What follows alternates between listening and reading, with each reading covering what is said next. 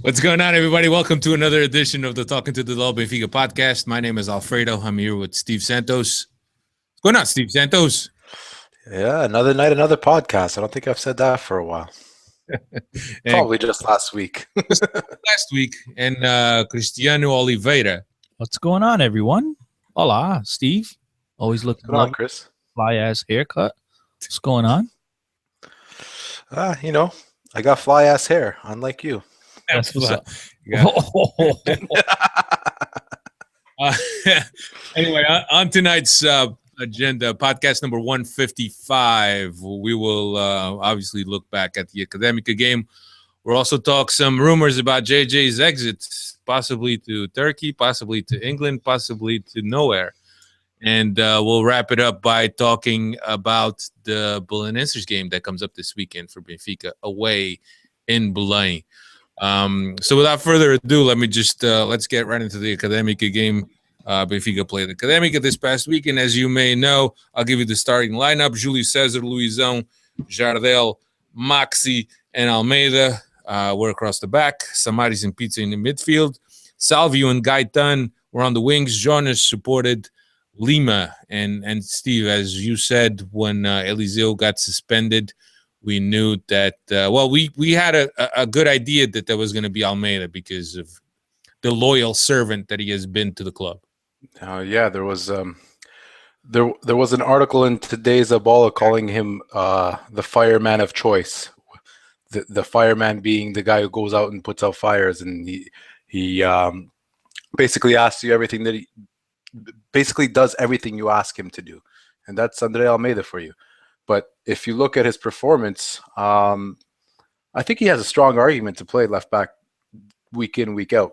I've been saying this since the beginning of the season. I don't think Eliseu offers you that much verticality. He doesn't offer you very much in the final third as an attacking fullback anymore. I don't think he's got the lungs to get up and down the pitch, so he just chooses to maybe get about 3/4 up the pitch, and that's about as far as he'll normally go. Sometimes he scores some goals from that, sometimes he doesn't. But 2 assists from Almeida, although one of them I'll have to say is probably because he didn't have the guts to take the shot himself. He decided to knock it back to Jonas, but it was a very good showing from Almeida, and we'll get to see him again next week. Let's just keep in mind, guys, and I said on Twitter, this week, sorry. Said this on Twitter, and a couple of people got a little bit upset, but let's just keep this in mind. He played well. I mean, nothing out of this world, and it was exactly what we all anticipated he would be, because he always brings you that secure, how do I put it? You know more or less what you're going to get out of this guy, okay? But that being said, let's not forget, it was against Academica, guys. Let's not act like this is against Porto or, Barcelona, whomever. This is against Academica, okay? So But you say that every week, Chris. It's always against X team or against Y team. What does Eliseu do against X team or Y team? He keeps guys on side. Hold on. In order for me to say that every week about Andre Almeida, he'd have to play every week, which he doesn't. So therefore, your point right then is off the mark. Já tá. That's all right? He doesn't play every week, so I can't say that every week. Fine. But every week you say that about Benfica in general. Oh, they played well, but let's not forget it was against Academica. Let's not forget it was against the Estoril. You can only play against the teams that are in your league. Good point. I mean, listen, I could sit here and argue this all night, but I'm surprised you're not going after it, knowing you. I'm waving the white flag because there's still plenty that we could argue about a little bit later on in this program. I know that Pedri was making a strong case for Andre Almeida being the right back or left back for the rest of the season.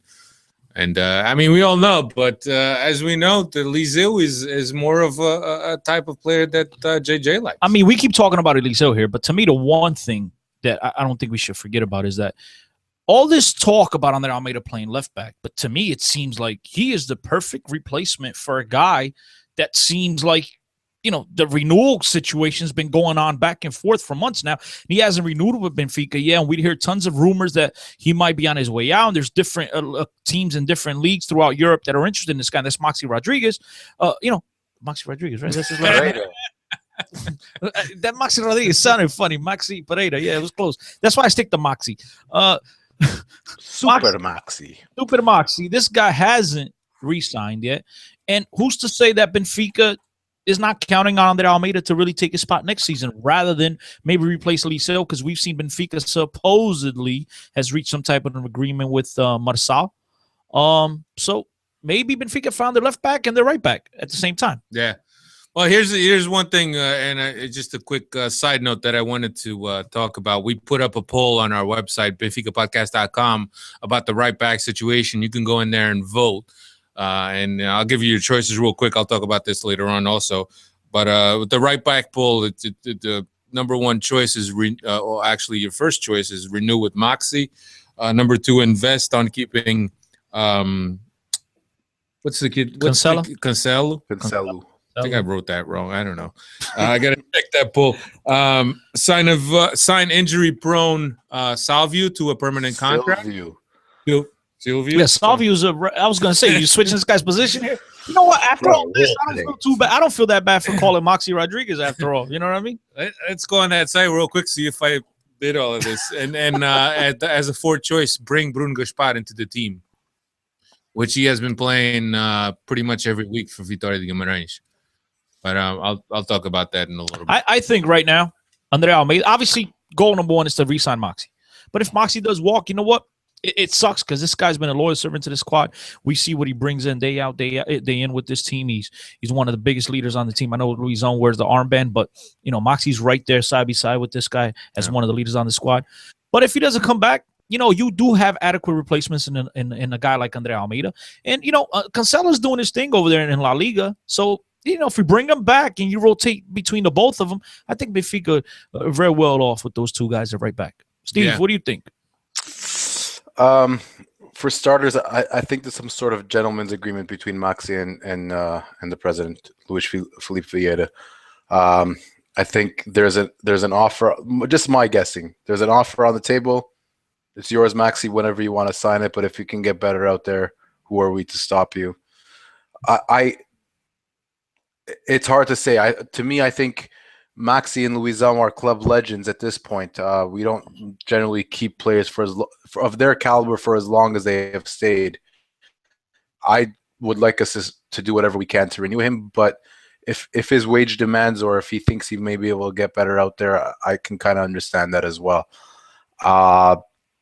If that goes sour, for me, it all depends who your left back is. If it is Marçal's pretty well rounded. He's not like a bombing attacking fullback. I would like to see if we can find a more attacking fullback than any of the guys we've mentioned before. Cancelo is really good attacking, but he's too much of a liability on the defensive side, and I don't think he's ready for a club like Benfica yet. Bruno Gaspar looks good. We have that on the left side now, Steve. But he doesn't even attack that well, and that's exactly. But we've been able to on the right, we have Maxi, who's a fantastic attacking fullback. So I'm okay with a balance like that. You have Almeida on one side, if that's the case, and you have a guy like Cicada a couple of years ago on the left, who's very, very good on the attack. But it's too hard to say. My number one choice is do whatever you can to renew Maxi. If not, my number two choice is probably that Bruno Gaspar kid. At least that way we're not signing Silvio again to another season of spending half of it on the masseuse table or recuperating for one thing or another. And I don't rate Cancelo, guys. I'm sorry, I do not. Well, let me get this right. Your number one choice is Gaspar over Andre Almeida? Okay. I got that wrong. No, I would choose Andre Almeida over Gaspar. Sorry, okay. but I still want Gaspar back if we lose Maxi. How's that? That's what I was trying to say. Yeah. So the poll is up on the website right now, benficapodcast.com, and all the names are spelled correctly there. So I just checked that out. So go in there and cast your vote. But I don't want to get away from this game. We scored early, and as something that we had been talking about. I think that was something that we discussed with Patrick last week, was the fact that if Benfica scored early, then we would get some of that anxiety away from this team. And we got the first goal by Jardel. And what another character to be scoring these goals, Steve, these all-important goals. Jardel. It was a nice goal too, wasn't it? Yeah. Nice cross from Pizzi, great finish from Jardel. I mean, the way we've been playing at home lately, the first 20, 25 minutes have been key. They're going all guns blazing. They're trying to shrink the pitch into a very little small space, not letting other teams come out and breathe at all. If you see in the first half, you'll see even Luis Zong steps in front of his of I can't remember who it was, pretty deep into the Academica's half to win the ball back. The defensive line's way up there. The pressure is up there. We do not want to let Academica out. It's very important to score early, and it's been working. And that's really what it comes down to. As long as we keep playing this way against whatever team comes to Stade de Luz, we're gonna have success. I mean, the type of football that we're playing now, to me, is some of the nicest football we've played in Jorge Jesus' era. Yeah. I mean, we don't have Markovic, we don't have Matic, but right now we have this nice slick movement and 1-2 touch play that I don't think we've had maybe since his first year. Anybody want to agree or disagree with that? I'm not saying we're a better team. Just saying in terms of attractive football, I don't think we've been playing much more attractive football than we have been at home since the turn of the year. Steve, to add to your point, Benfica in their lifetime has scored 100 goals, over 100 goals in a Campeonato, only 15 times in their history. And they've scored, well, they're now at 91 Wow. this season, but they've scored over 100 in JJ's previous 5 years. If they do now, it'll be 6 consecutive years on the JJ. So that goes to show you the type of soccer, the attacking soccer that JJ, brings to the squad. So, like you said, they've just been spectacular. And this year, man, we got my boy Pistolas up top doing his thing. Yeah. The guy's another matador. But everyone else pretty much on the team. You got guys like Jardel, like you mentioned, that are scoring huge and very important goals for this club. And it's just a good thing to see. Yeah. So 7th minute goal by Jardel, 11th minute goal by Jonas, as we've grown accustomed to. Then we got a 18-minute PK. I thought it was a little bit forced on Lima. I thought that they could have gone either way. Yeah, it was. But here's the thing, Steve. We're winning 3-0, and this probably goes back to something that you were saying. We're winning 3-0. The team's still flying for tackles and fighting for every single ball. And I find that attitude really, really impressive. At this point of the championship, I mean, with the supporters behind them and winning 3-0 against an Academica team that probably at all but given up at that time, and we're still going very, very strong. Very, absolutely. That has been the norm, I think, at home this year. Since 2015 has rolled over at home. That has been the norm. The problem is what's happened away from home. And you see away from home, it seems like there's almost that little bit of anxiety and they want to try to control a result or whatnot, and things don't go right for them. But at Stade de Luz, like I said, man, we've been playing some of the most attractive football. The football that, to me, it coincides the most with the way I like football to be played. I mean, Jorge Jesus' teams in the past have always played attacking, but it was always a little bit more of relying on extraordinary players. I mean, Markovic was a beast at taking players on 1v1. He was really fast, but this team plays a bit more associative. I mean, every time a guy has the ball, there's 2 or 3 passing options. Pizzi has the ball, he has his head up, he sees Jonas in front of him, he'll have Gaetan to his left, he'll have Lima as a deeper option. He has so many options, where in the past it wasn't like that. It seemed like the off the ball movement was never as good as it is this year. I don't know if this is JJ just forcing it more because he knows he doesn't have those special types of players all throughout the squad where they can carry it and be players 1v1. But to me, the one-touch football this year has just been fantastic. I've been enjoying it thoroughly. To answer your question, when the point that you, not the question, but the point that you made that it's 3-0 and this team's still giving it the lead through. They're still out there fighting for every loose ball. And one thing I think you have to keep in mind here is that with the exception of Luizão, Moxie, Savio, and Gaitan, everyone else on this starting 11 has something to prove. A lot of these guys, again, their first chance at Benfica, and some of them, like a Jonas, a guy who's a free agent, who had to reprove himself once again to European football. Lima, Benfica wanted out the door. Eliseu, new left back at Benfica, was he going to be good or not? You have Jardel, who's finally starting and, getting his opportunity to play in the starting 11. Somebody's a lot of question marks. We all went over his struggles at the beginning of the season. Now he's turning it around. Pizzi, another guy that he wasn't sure. He was a winger. He was a striker. What the hell this guy was? And these guys, they all have a point to prove. And I think that has a lot to do with the fact that these guys give it their lead through week in, week out, man, because they know that by snapping their fingers, they could lose that spot. Yeah, I think that's a great shout by you because there, of course, I mean, you look at the left back situation. There's a couple of guys that can fill in there. Samari scores 10 million. So there was a big price tag for him to live up to. So obviously he had to prove himself. Then again, Pizzi, for all we know, Pizzi could have sat on the bench and sometimes not even being convocado for the whole season. Well, let's just be honest. Let's just be honest. Pizzi only got his chance because Perez got sold. True. Oh, yeah, absolutely.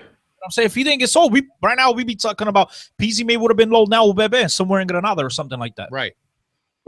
So I mean, Chris, that's a great point. That there's a lot of guys on this team that have a lot to prove. Besides the guys that were there last year, as you said, Luizão, Savio, Gaitan. Even Julio Cesar has something to prove. Another guy that has a lot to prove. So, yeah, so maybe JJ has captured that morale and that way of thinking and that fire within the players to push this team forward. And I think that's a great shout by you. That's why we pay you the big bucks, Chris. I'm getting the thumbs up from Steve, so. I mean, that's what matters. Not even the big bucks. It's a thumbs up. You guys are listening. Well, obviously, you can't be listening if you're not watching live. So appreciate the 333 of you that are watching live right now. Question. Was that 3? I should get that number out loud because I know Steve will get a little bit nervous now. But, Steve, it's comes with being a part of the greatest podcast on earth, Benfica podcast. Yeah, that's right. So it's just to wrap up, we go into the half 3-0.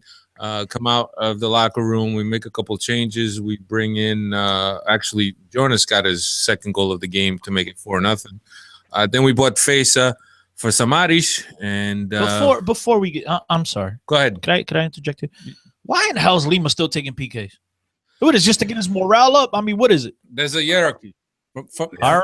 I read Rodrigo's book.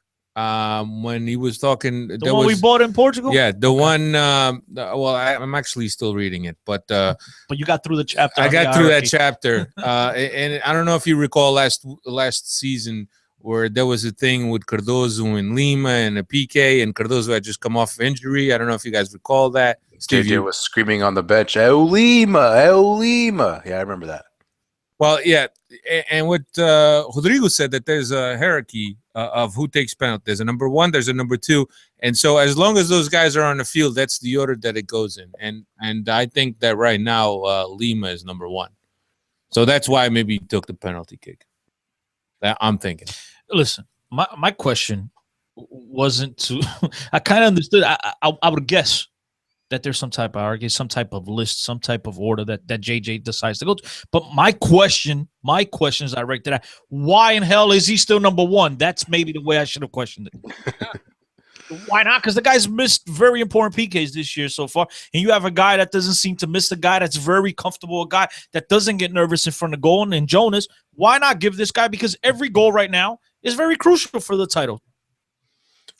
I don't disagree with you, but has Jonas taken a PK for us yet?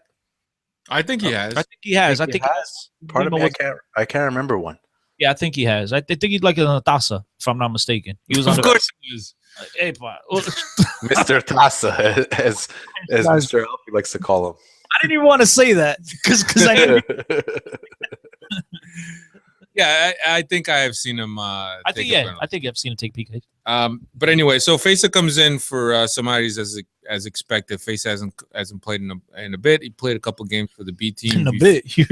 In a bit, yeah. Understatement. If I He ever hasn't heard one. played in a I while. think it was almost a year anniversary since the last time he played for us. Yeah, it was an exact year to the day since the last time he had played, if I'm not mistaken. You guys já fez mais em 10 minutos que o Samaris one inteiro. Grana máquina. No, don't even start.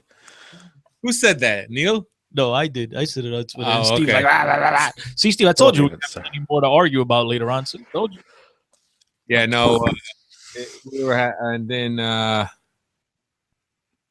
what else? John came in for Salvio. Yeah. And this is basically Towards managing. the end of the game, it looks like JJ's managing the yellow cards. Not only, I don't know. Yeah, it could be managing the yellow card. Salvio is up there, Jonas is up there, and Samaris is up there. All Yeah. three of them are one yellow card away from missing their next game. So Right, and then Jonathan came in at the end for Jonas. Yep, made his debut, Benfica debut. Xavier, you know Xavier. yeah, Javier. We mean Jonathan. Xavier. He calls him Xavier. He calls him Xavier. So you he serious? was referring to him as Xavier in the presser, and I think there was a lot of questions as to Xavier was. I think they were talking about he was Manel's brother or something. How do you get Jonathan and Xavier mixed up? One of his middle names is Xavier. Yeah, because of Jonas, there can't be a Jonathan and a Jonah. Or sorry, a Jonas and a Jonah. It's too much for JJ to handle. His brain will explode. We all know JJ struggles with names. Just the other day, he said he finally said, "Yeah, you know what? I'm pretty sure I said his name wrong, but you know me, I confuse these things. Lotopegui, Lopategi, Lotopegui, whatever. That's JJ's approach to names. Whatever comes out of my mouth, yeah, that's you right now. JJ has the same approach to names as Chris as to Twitter handles. There Sure, you go. it up. Let's just refer Shorten to it. people as Everybody. an initial or a number. Hey, numero 8. That's it. It's the easiest way. It's the easiest way to do it. And if you guys want to be involved in a conversation with the three of us here on Benfica Podcast, I'm going to give you the same advice. Shorten it. It's a lot easier to get a whole bunch of you involved in a conversation than it is to get guys with 15-letter names. I mean, you occupy half of the 140 characters just right there. That's the one thing that I hate about Twitter is that you get a conversation with 5-6 people and you're done. You have to abbreviate every single word that you say. And you know, Steve still hasn't changed it, by the way. Just want to No, point I have not. Steve hasn't changed it, and he Nope. won't change it. You should. Nope. The chalkboard doesn't. I mean, for change those of you, anybody. I know this is a Benfica podcast, not a Twitter podcast. But for those of you that like to have your name on the handle, guys, let's not forget, you could have the handle, whatever the hell it is, as long as you put your name on top of it. Everyone still knows Steve Santos. Steve Santos 08. 08. All right. It's like 007, bro. That's you. We did give up a goal at home. And the That's dude usually started crying. Not an yeah. And the That's- dude, yeah. Usually not a very good thing to give up goals, and I think we had a kind of a stellar record from giving up goals at home. But tell the people why the dude started crying. Well, the Academica player, when he scored, he started crying, and apparently, from what I read, his grandfather, who had meant a lot in his life, just passed away in recent weeks, and he just kind of felt emotional about it because I guess he guys era benfiquista. he thought. Tinha que ser. I don't know if Tinha que that's ser. Benfica, but I'm sure his grandfather would have been very proud of him doing well. At I thought he was a Stade former Luz. Benfica player. When he started crying, I said, guys, olha, coitadinho. But that's why I asked you right away, and then I come to find out it has to do with his grandfather. So. Yeah, so good win for Benfica, 4-1. Just a little stain of giving up that goal, but 5-1, bro. 5. was it 5. Why are you 5? shortening them, bro? 5. Mr. Fejsa scored. Yeah, Fejsa got the last one. Good job. And I think it was the 40th home league goal For of the Fejsa? season. Oh. I think that's his first goal with the Benfica jersey, if I'm not mistaken. Yeah, I think so too. That's a fantastic number. I mean, that's how many games have we played at home? Probably 18. Yeah. Something like that. That's Well, pretty we good. played 28 games so far this year, so do the math. 14. Something like that. Could be one, give 14, it maybe 16, something like that. Yeah. or two, either way, because obviously we know the calendar is not the way it used to be, you know, home away. Mhm. So yeah, 14 to 16, give or take a couple. Yeah. All right. This is that time of the podcast What a lot. where we break for the halftime headlines. Well, to the Benfica podcast, Massagista, right? Yeah, that's right. He was giving out injury reports today. And now, the halftime headlines. Que somos melhores, por isso é que estamos em primeiros, mas que respeitamos o adversário e queremos demonstrar dentro do campo que somos melhores, e para isso temos que fazer pela vida. Jumbo Fejsa made his return to the A-team this weekend against Academica. Coming on for Samaris in the 62nd minute, the Serbian saw his first team action in over a year. It took him only 20 minutes to open his scoring account this season. It's great to see him back in the team, and he already has more goals than Jackson Martinez has in April. With the Clásico just around the corner, Benfica has 3 players in danger of missing out on that huge game at home. Jonas, Samaris, and Salvio are all on 4 yellows going into the game at Belenenses. Will JJ manage any of these players for the game, or will he go full strength no matter what? We'll just have to wait and watch. Nas modalidades, Benfica's volleyball team played Vojvodina in the Challenge Cup and lost the first leg 3-1. The second leg held just a few days later, and despite winning the second leg 3-2, the aggregate score was not enough to bring silverware home to the Luge. Despite the loss, the team's coach was quoted in saying, "We'd like to thank our fans who supported and accompanied us in this amazing journey. We will still look to win Portugal's National League." Congrats to our team for making it to the finals. And that's all for this week. Man, what's Hey, Ali Furtado. Canadiana, gaja? Portuguesa também. That too. Yo, what's with the modalidades update every week now? I mean, come on, you got men's That's to put you in your place, my friend. That's what that's for. men's basketball leagues, dude. Really? Basketball, volleyball. Volleyball's for women, dude. All joking aside, only Oh, women should play jeez. volleyball, not guys. Did you have to go and say something like that? You're gonna get ripped up on Twitter for that. I don't care. I love seeing the women in them tight shorts playing volleyball. I Not gotta men. I agree. can't watch men. I just can't. To me, it's not a men's sport. I gotta agree with you on that. I'd much rather watch women's volleyball than men, for Without sure. a doubt. That- But that's not up for question. you ever see how high those guys jump, dude? Go play basketball Freaking if you're a real incredible, athlete. bro. Oh my god. Volleyball's for women. It is. Okay. Anyway, good job, Nelson. Fantastic. I love it. I don't know what you said about how you spelled how you pronounced Fejsa's name. I was a little bit at a loss for words. Zovermir. Lujumir Fejsa. Yeah, something like that. Lujumir Fejsa. I think you got it though. Yeah. Good job, Nelson. All right, let's talk a little bit about the. Go ahead. You want to say something? No, I just wanted to add to he brought up a great point about the 3 players who are in danger, and Steve, I think, brought that up earlier. Yeah. In danger for the next game against Belenenses. Okay, and over there in Belém, right? Were they in Belém? No, Belém, yeah. They're Belém. All right, whatever. Still, But there's something today I saw today. I don't know if it was on Twitter, one of the newspapers, where Gaetan and Jonas haven't practiced all week.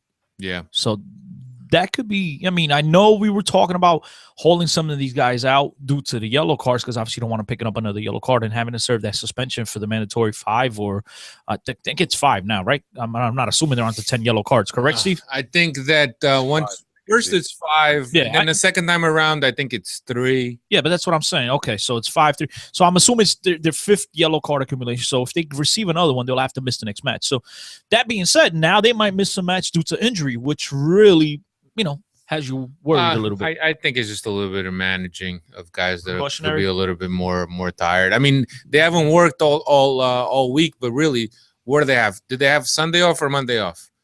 I mean, if they had Monday off, they haven't worked out Tuesday or Wednesday. It's not a big deal. Some of those guys go to the gym and then they do recuperating work. They might not step out on the pitch, no relevado, but they're on the elliptical and they're on the bike and they're doing stuff. That doesn't mean that they're going to be out. I think it's just precautionary, to be honest with you. Okay, Jay. I've seen the reports, but I don't know. I don't know if I believe them just yet. I just think there was like Alfredo said, they probably just weren't with the team in the first 15 minutes, if that's still open to the press, and they're like, "Oh, look, these guys aren't there. What's going on?" That's probably how that came from.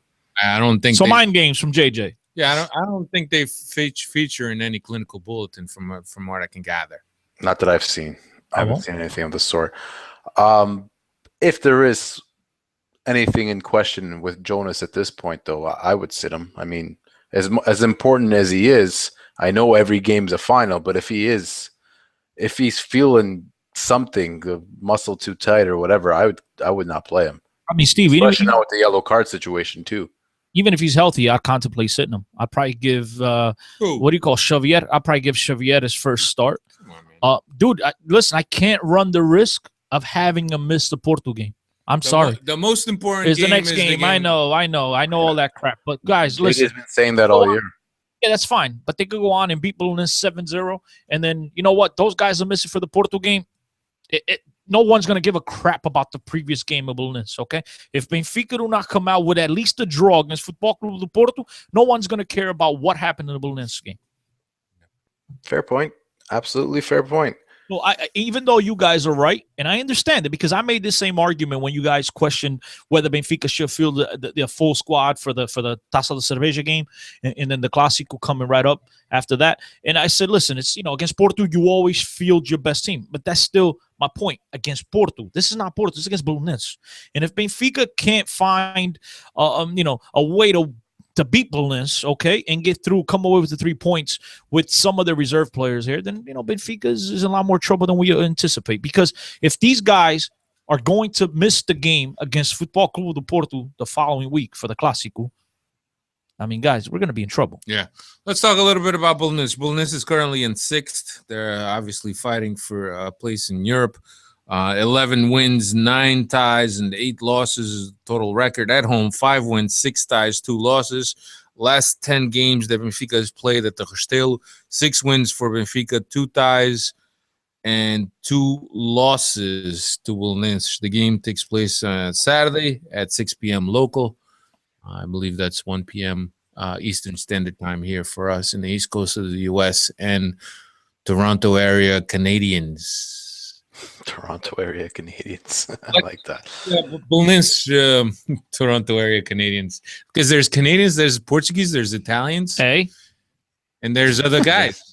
And there's Toronto area Canadians. There's other guys. And there's actually Canadians. You ever think about that? Anyway, so so let's talk up. I mean, last round there was this big to do about Miguel Rosa and the other guy, whatever is Daverson, Silberblit or something. He's gone, isn't he gone?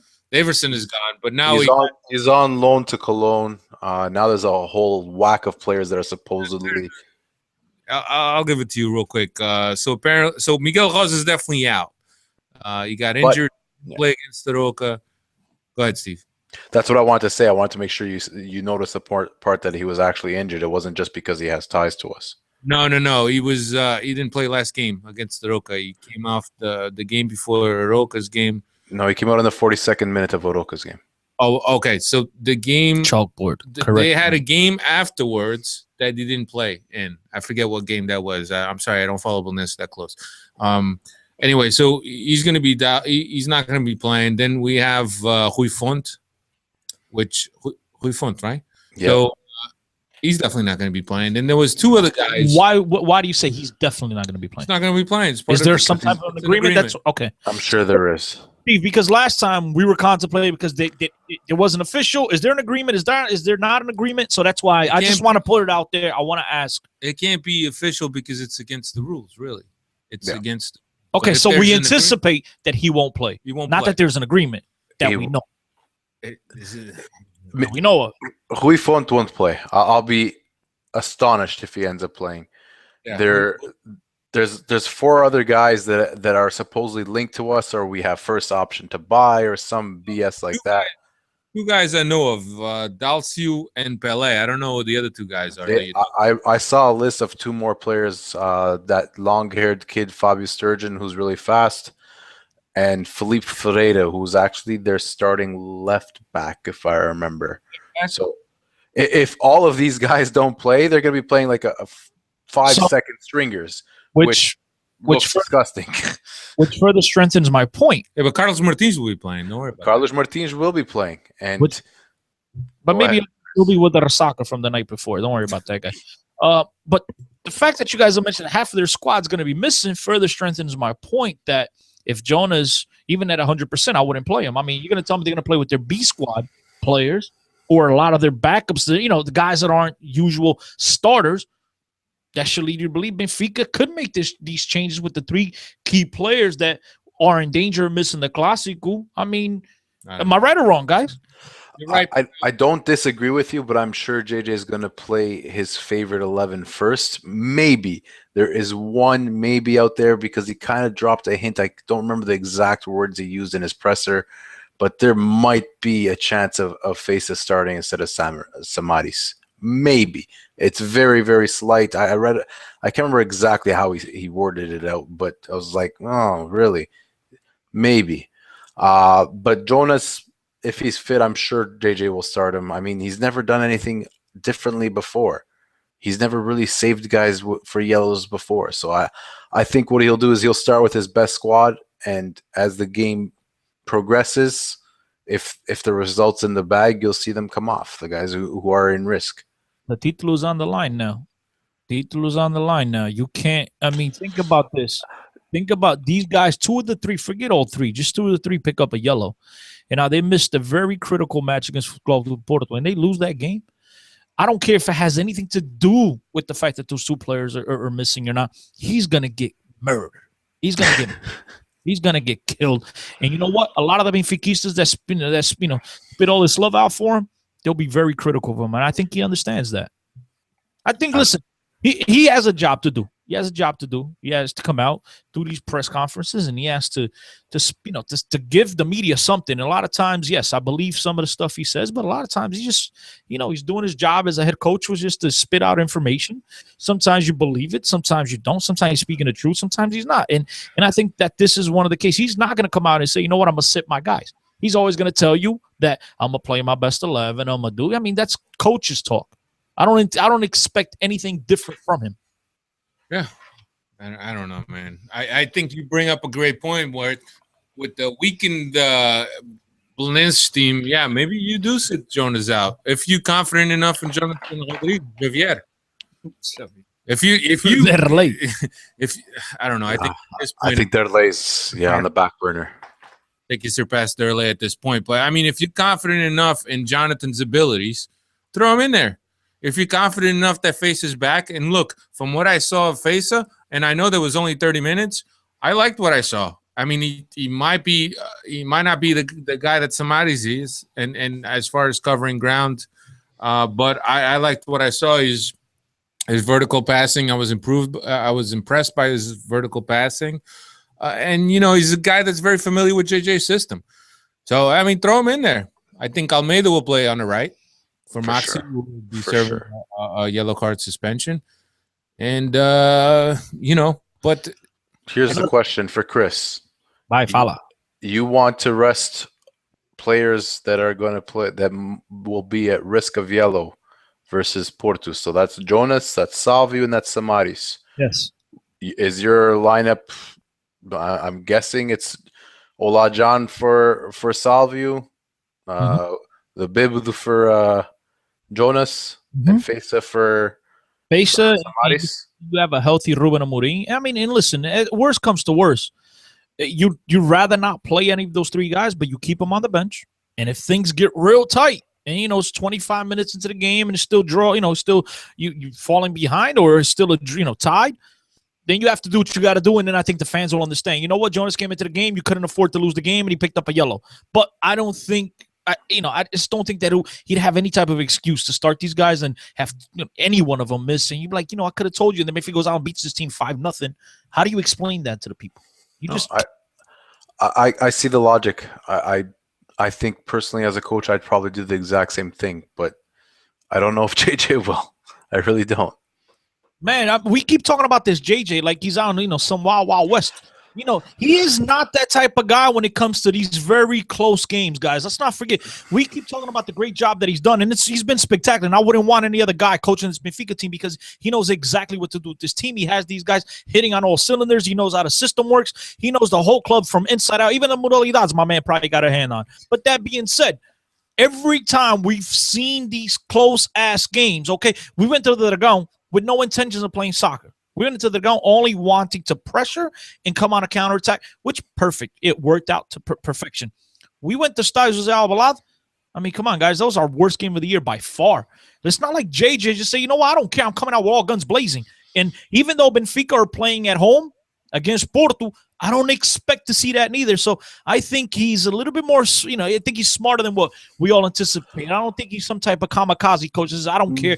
It's about today. I think he understands that Belenenses will not be playing everyone. And I think it would be very dumb of him to feel those guys, at least, you want to sit one, maybe two, start one. I can understand. But start all three due to the fact that they're all in danger of playing in this all-important, jogo do campeonato. I think it'd be dumb of him to do so. And I don't think he's that dumb, guys.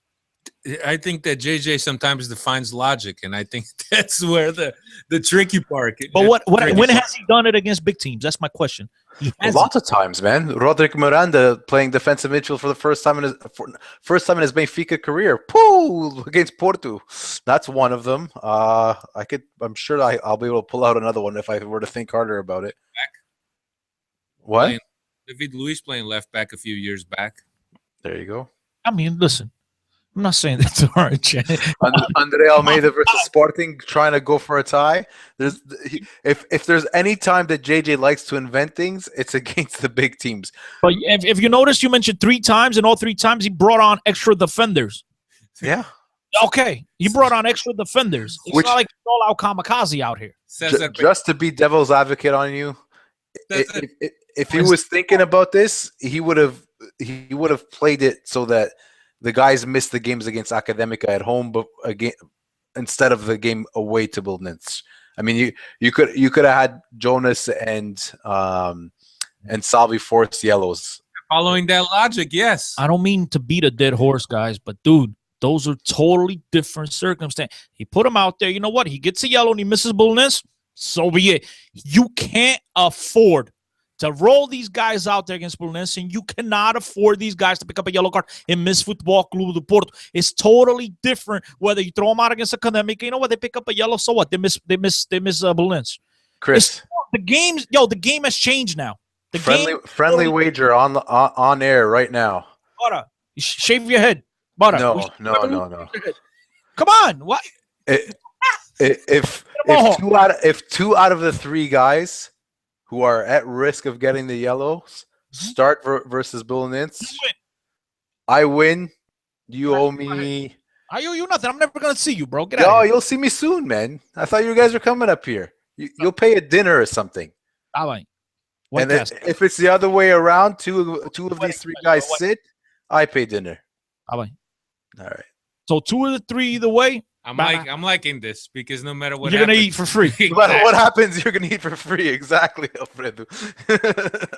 Capitão. All right, Petsy, write this down, man. We gotta have you as the main official scorekeeper. Yo, I just think the game's totally changed, man. The rules of the game changed. You know, like I said, if they go out against Academica, they pick up yellows and they miss Belenenses, no one cares. They go out against Belenenses and they miss Porto. I am telling you, everyone will care. I'm going to tell you one thing. Maxi's yellow versus Academica looks forced.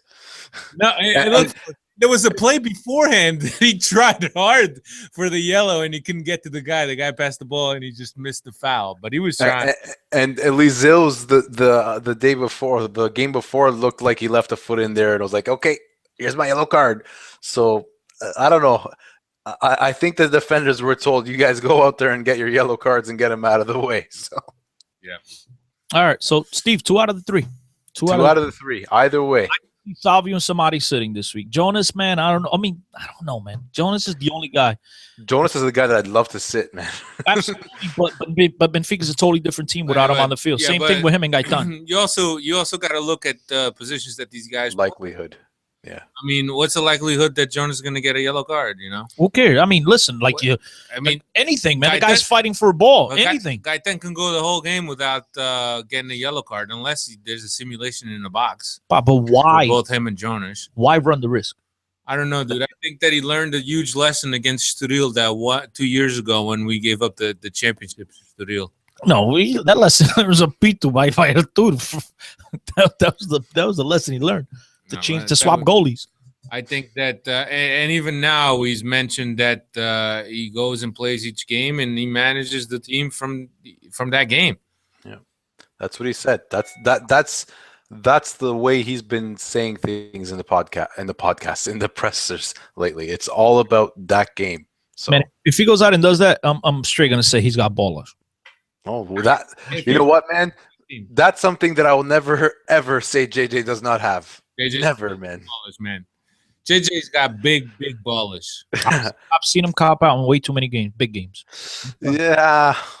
Listen, it's easy for me to. If you look at it though, Chris, they were gutsy moves. Whether or not they were defensive moves, they were not your. But why is that gutsy? Well, Mourinho does it, and you call it parking a bus. This guy does it, and it's gutsy. Why? Because it's completely untested. It's completely off the fly. You've never. Andre Almeida's played number 8 when? Never. And it's yet to work, so it's dumb. It hasn't worked out. It didn't work out. It started gone 2 years ago. We lost. It would have worked out, but we lost. So it's not gutsy. We went to Jose Albalade. So it's dumb. Okay. It was dumb. It was the worst game we've seen Benfica play yet so far this year. I don't think that was a gutsy move. I don't think that was a gutsy move. On the other hand, I think that was kind of like a cowardly move. Exactly. That's my thank you. See, thank you. Okay. Finally jumped on my shit. It was a cowardly move because you didn't want to lose the game. Absolutely. And so that's what I'm talking about. I don't think it's gutsy. It would have been gutsy if you would have won the game. Like, all right, gutsy. I still don't think it would have been gutsy. But like, all right, it was gutsy. It worked. But you know what it is? That's the good thing. We sit here and we have an opportunity week in, week out to disagree. Exactly, to disagree and talk about any little situation. It's a lot easier for us to sit here and make these knucklehead decisions than it is for Jorge Jesus to do it on a weekly basis. But you know what? We have the luxury of knowing the results afterwards, whether it worked out or it didn't. So, I mean, I could just go based on what results we've seen off of those moves, whether you think they're gutsy or not.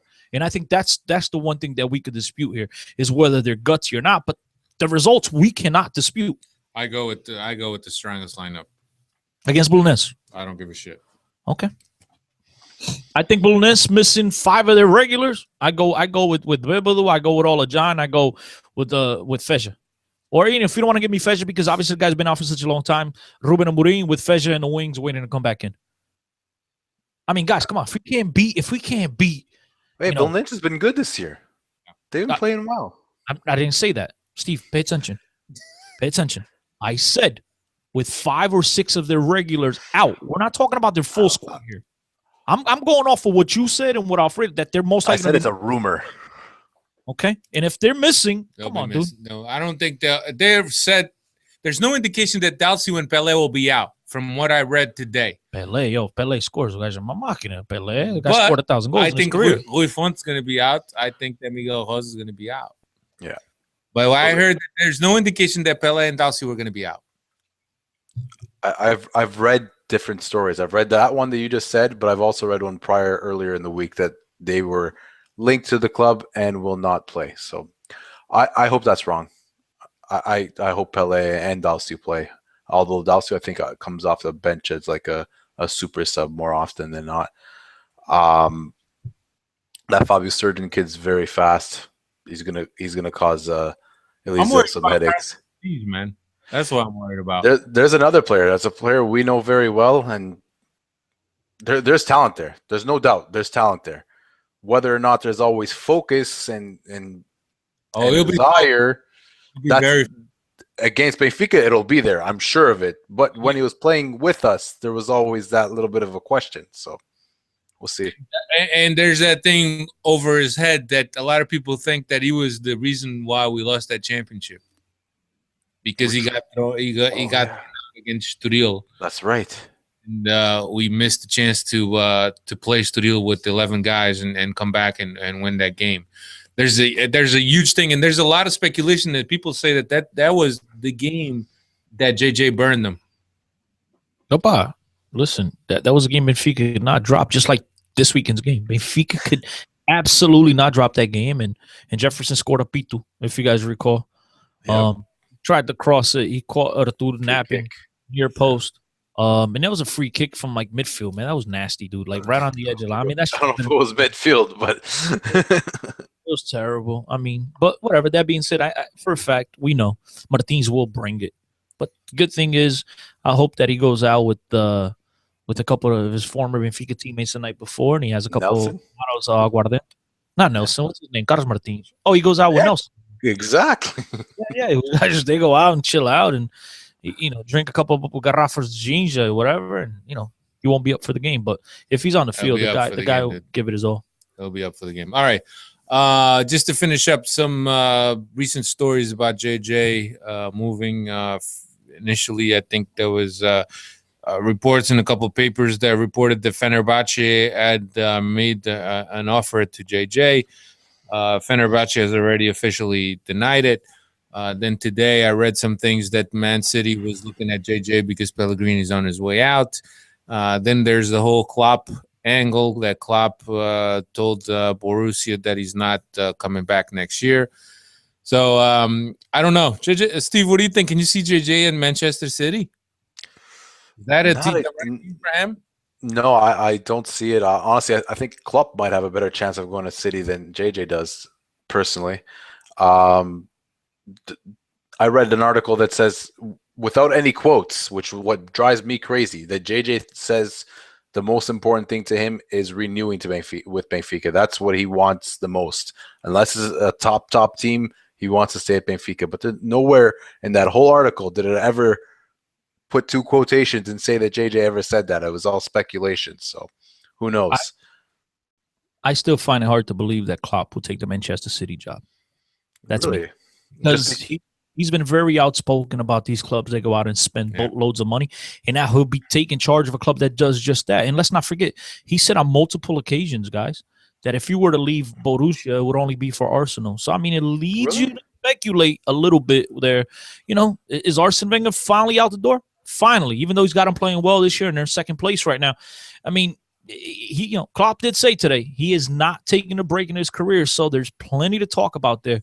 But, other teams have come up. Paris Saint-Germain, if they get knocked out against Barcelona, will he go there? I just can't see him going to one of these big spending clubs because he's been very, very outspoken about these clubs. And when you think about it, he built those Borussia Dortmund teams on relatively, cheap money, very little money compared to other clubs. So I think he's more interested in building clubs than he is in going to a finished product and a club with unlimited funds. So it'll be very interesting to see. As far as JJ, it'd be great to see him in England. I want to see him on one of the big teams. And I say this jokingly, and I say this, as serious can be, which is I want him in England at a big club because I want to see the press conferences with him and Mourinho going back and forth. I think that's going to be pay-per-view right there. Well, here's the thing for you guys, right? If Klopp leaves, right? Obviously, Klopp is leaving. If JJ leaves, that's what I meant to say. If JJ leaves, is there an angle kind of like a third or fourth degree of separation that will bring a coach to Benfica that has a third or fourth degree separation of Klopp? What? You lost me. All right. Yeah. Yo, do me a favor in English now. All right, not JJ English, in our English. All right, let me break it down for you guys, right? So let's say JJ leaves, right? Yes. Yes. We got that.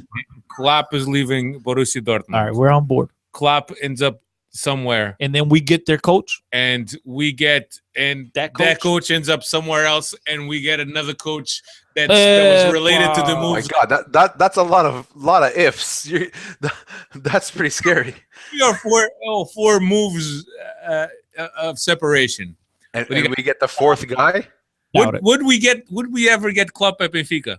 No, I don't know, but honestly, going off of what Chris was saying and how he's all gung ho about a people's club, which Dortmund is known for its fans, and not having very much money and whatnot, and it's more about a historical thing. It would be awesome. I mean, Klopp plays a very attractive brand of football. He's a very charismatic man, but I just don't think we have the pull for him. Yeah, but why leave Borussia Dortmund? I mean, I love Benfica, guys, and you know that. But as big as Benfica is, at least financially, as far as getting players being able to compete, he'd be taking a step backwards. I agree. So why do that? That's number one. And the other thing, and now I'm surprised I forgot to mention this because I brought up Paris Saint-Germain, I brought up Manchester City. Let's not forget.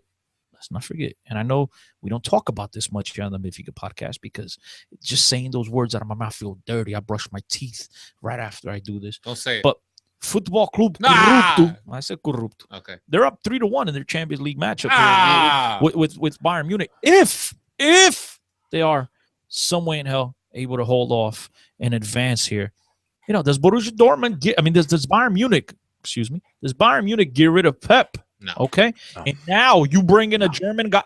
I'm just saying. I don't think Pep. Listen, we all know Pep's not going to stick around at the club for much longer. He's not going to be there. Whether it's this year, next year, I think Pep will be on his way out. We've heard of rumors, at least I have. I've spoken to a couple of people that he has interest in Manchester United at some point.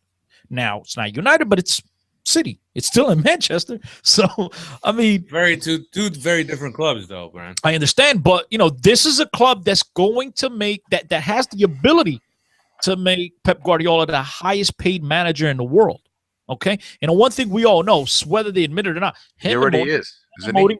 Mourinho, I think, is number one. Yeah, they go back and forth, and now he has the ability to rival Mourinho for most money in the world and be right back right there and compete with Mourinho. And on top of it, he's got a lot, say what you want about City. They have a lot of, they got Aguero, they got David Silva, they got Yaya Toure, guys who've been who've played in Spain, got a lot of the Latino flavor on that squad, the Michelis, a bunch of other guys. So listen, just like you asked the question about a bunch of ifs, I'm throwing this one out there. I don't think it's totally out of the realm of possibility that Klopp winds up at Bayern Munich managing half of his former players. I think Klopp's been. This is turning into a Bundesliga podcast, but I think Klopp has been very critical of Bayern and how they just buy everybody and make the league weaker by buying all the other teams' best players. That I don't see him being as a very well liked person in Munich. Okay, and, but that also can't beat him. Join him. We'll see. We'll see. Can't beat him. Join him. All right. We'll wrap it up by. Wait. I'm not ready. I'm not ready to wrap.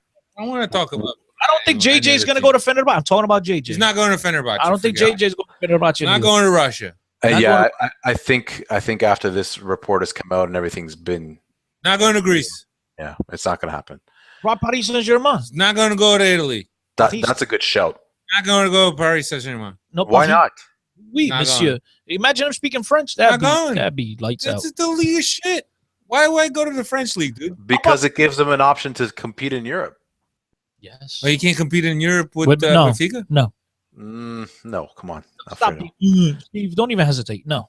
Not in the No, I said that. Not in Champions League. Until we get rid of the modalidades.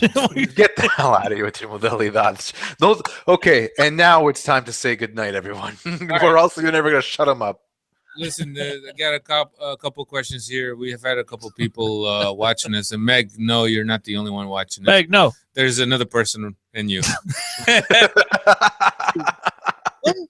That ain't sound. And you. You sound like you said there's another person in you. I'm just. No, there's another person and you. I'll be scratching my head for a second. All right. The Rob Correa. Oh, Roberto. Is there any players that you wouldn't want back next season? Suleimani. I could do away with Suleimani. I can name a couple. Derlei.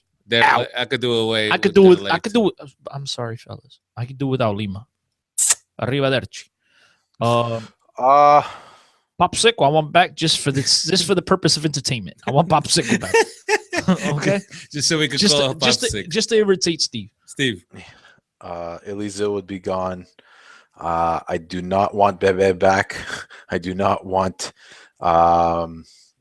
Suleimani at this point. It's sad because you could see there's talent there. I just don't know what's going on with him. But if we could break ties so at least we don't have to pay his salary anymore, it wouldn't be bad. I'm sure there's a couple more that I'm forgetting right now. Does he come back? Jurisic, I think, is washed up. I just don't. Have you guys watched Southampton? I don't think he's played much. I've seen him play maybe 5 minutes once. I don't think he touched the ball. I haven't watched. Me neither. So I don't think Jurisic comes back at this point, which is $6 million down the drain. But most important. Sell him. Pardon? Not if we could sell him. If you sell more than 6, yeah, it's great. It's great. We signed Suleimani for free, and we got him for 6, correct? Yeah. Yes. Money came on a free. I mean, Suleimani's a nice player, just on this Just team. the injury, man. He's like a Yeah. crystal man. He's made of glass, as they say. Porcelain guy. All right. Here's What about another- you? What about? I mean, listen, we got our thoughts. What about you? Any players you don't want back? I said Suleimani. Suleimani is his guy. Suleimani, Nelson Derlei. Oliveira, I Derlei. agree with Oh yeah, him too. Nelson Oliveira Him too. at this point. Stay the hell away. Don't come Yeah. back. If you haven't blown up, with all these chances. I mean, you went to a team in France where basically you were basically the superstar almost, and you couldn't do And he led the anything team in over goals. there. He led the team in goals the first Led half the of the season. team in goals in what, 3 goals? It was still leading the team in goals. Exactly. Supposedly we're the superstar in this team in France, that middle to lower table team in France, and you couldn't do anything. Came back to Benfica. You decided to stick it out with JJ. Then the opportunity came to go to England. In England, I know he's been hurt, but hasn't been doing much either. He had a spot open with Wilfred Bonny left. He had a good opportunity. Didn't really, get a chance and really make a stand for himself. So I don't know. At this point, is Nelson Oliveira really good for Benfica? I mean, look at all the guys that have left Benfica at this point. Miguel Rosa is perhaps one of Belenenses' best player, but after that, yeah. Rodrigo doesn't even play for Rio Ave. Who else do we got He's out there? garbage. We got a bunch of players that out there. Miguel Vitor left too. Where's Miguel Sydney, Vitor? my man Sydney. Miguel Vitor starts week in, week out for whatever the Greek team is that he plays for. Okay, congratulations. You know what, man? I'm he still said- not convinced that if JJ put in the same time he did with Jardel, that Miguel Vitor is not a better defender than Jardel. Miguel Vitor lacked size for what JJ wanted. Yeah, Miguel Vitor's smallish. So, I mean, there's a lot of guys that have left Benfica that people said, why is he leaving? And then they end up going other places. They don't really do anything, really. There's a certain guy that's had a lot of talk this That's whole a week. sore subject. Let's not talk about him. That's a very, very sore subject. No, actually, there's 2. I was thinking about another short little guy. The other short little guy. Nolito. Yeah, but JJ had some kind of personal thing with Nolito, I think. Onde é que o Nolito jogava nesta equipa, pá? Are you with what? Aonde? He would play ahead of Ola John every week. I think he'd even freaking squeeze Lima out of a spot up top if he had to. I honestly do. I think I think the one thing with JJ, he likes that 9, that ponta de lance, that plays back to the goal, and that's Lima. He likes that type of guy. All right, fellas. I think that's all I got. Please don't forget Steve could keep going. I know we could keep going. We could keep going all night. Please don't forget to visit our website, benficapodcast.com, and vote on the right back situation. As I've said, the choices are there. Renew with Moxie. Invest on keeping Cancelo at the club. Sign Silvio, who's injury prone, to a permanent deal, or bring Bruno Gaspar into camp next week for that right position. Next year. Next year. I'll tell you, my last option will be What would be your last option? re-signing Silvio. He's already getting up there in age. Always hurt. Silvio. Yeah. Yeah, Silvio. Silvio. You still get those guys confused. No, that would be my last option. My last option your would last be re-signing him. out of those 4 out of the options. 4, he'd be the last option. Yeah, send them back to Athletic Madrid. Man. Moxie, Cancelo, Gaspar, than him. Spent the whole season hurt. He hasn't played all season. This Silvio. I like him, but you know what? He's not healthy. Yeah, and he's already, what is he, 28, 29? He's got an injury record. If it's not broken legs, it's knees and it's issues. He hasn't played much, and I feel bad for the guy because the guy's a good player. I like the guy. He seems like a good person too, but yeah, I just don't. Too bad. I mean, and we're gonna spend a lot of money on him and have a high salary for a guy that doesn't play much. Come on, let's invest in Mario Mota is saying that Steve and myself were wrong. Benfica will win a European Cup again. I didn't say they're not ever going to win one. I just don't think it's anytime soon. In the current landscape of the football world, I do not see it happening. You would need, like, even the Porto team that won in 2004, it was completely different than it is now. Now there's these just mega rich companies mega rich clubs buying everybody and anyone. And even their bench players are much better than our players at most times. So it would be beautiful, but I don't see it happening within the current times anyway. A lot would have to change. We're a very small carapao fishing in a big pond. Yeah. All right. I think that's about it. At Benfica Podcast is where you can find me on Twitter. At Steve Santos 6. At 10CO10 is where you can find Cristiano Oliveira and Mr. Steve Santos. Don't forget to check out our friends over at planetbenfica.co.uk. Also, if you want to watch Benfica TV and Sport TV, fubo.tv/Benfica podcast. Go in there and sign up. It's a pretty good service. All of us three have been using it. Works pretty well. I know Peggy in Australia is also using. So for you peeps out and around the world, there's a way around the geo blocking. It's very easy, and Peggy's been enjoying the modalidade fully. Absolutely.